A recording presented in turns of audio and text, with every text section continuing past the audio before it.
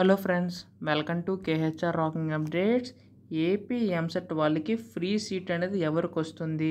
OC, BC, ST, SC వాళ్ళకి, EWS వాళ్ళకి అసలు ఫ్రీ సీట్ వస్తుందా రాదా? మాకు ఇన్ని మార్క్స్ వచ్చాయి, సో వాళ్ళకి వస్తుందా రాదా? ఇలా చాలామందికి అదే డౌట్స్ అయితే ఉన్నాయి. సో దీనికి సంబంధించి ఈ వీడియోలో ఫుల్గా క్లారిటీగా తెలుసుకుందాం. సో వీడియోని అయితే స్కిప్ చేయకుండా చూడండి. అంతకంటే ముందు ఛానల్ని అయితే సబ్స్క్రైబ్ చేసుకోండి. చాలామంది వీడియోని చూస్తున్నారు కానీ సబ్స్క్రైబ్ చేసుకోవట్లేదు. సో ఛానల్ అయితే సబ్స్క్రైబ్ చేసుకోండి. అలాగే వీడియోకి 30 లైక్స్ టార్గెట్ ఇస్తున్నా, అందరూ కూడా లైక్ చేయండి. ఇంకా ఆలస్యం చేయకుండా వీడియోలోకి అయితే వెళ్ళిపోదాం. సో ఇక్కడ మీరు చూసుకుంటే మీకు కేర్ఫుల్గా చెప్తాను, చాలా జాగ్రత్తగా అయితే వినండి.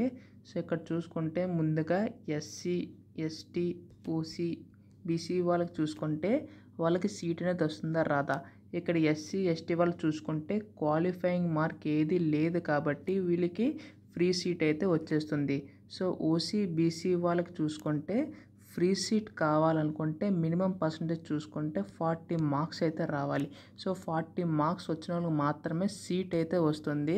సో ఇందులో చూసుకుంటే మనకి ఇక్కడ విద్యా దీవెన, వసతి దీవెన అని చెప్పేసి ఉంటుంది. సో విద్యా దీవెన దేనికంటే ఫీజు రియంబర్స్మెంట్ అనమాట.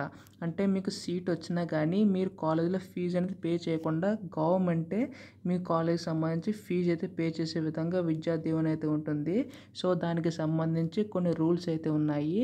అవి ఏంటంటే ఇప్పుడు మీరు చూసుకుంటే కనుక ఇక్కడ ఫీజు రియంబర్స్మెంట్ రావాలంటే ఖచ్చితంగా మీ దగ్గర వైట్ రేషన్ కార్డు కానీ లేదా ఇన్కమ్ సర్టిఫికేట్ కానీ ఉండాలి. వైట్ రేషన్ కార్డు ఉంటే నో ప్రాబ్లం. ఒకవేళ లేకపోతే ఇన్కమ్ సర్టిఫికేట్ సంబంధించి 2.5 lakh బిలో ఉంటే మీకు ఇన్కమ్ సర్టిఫికేట్ అయితే ఇస్తారు.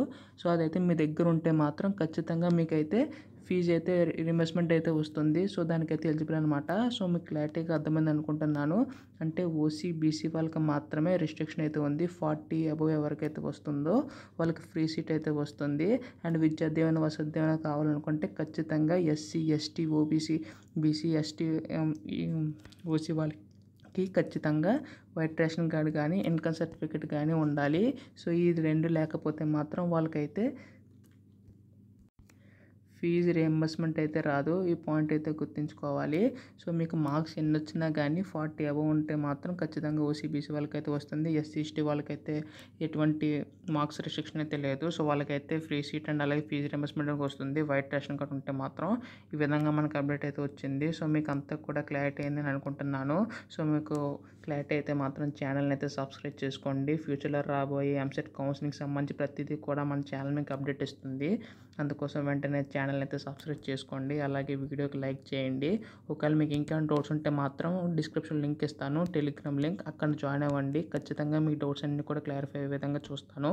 So thanks for watching guys. Bye now.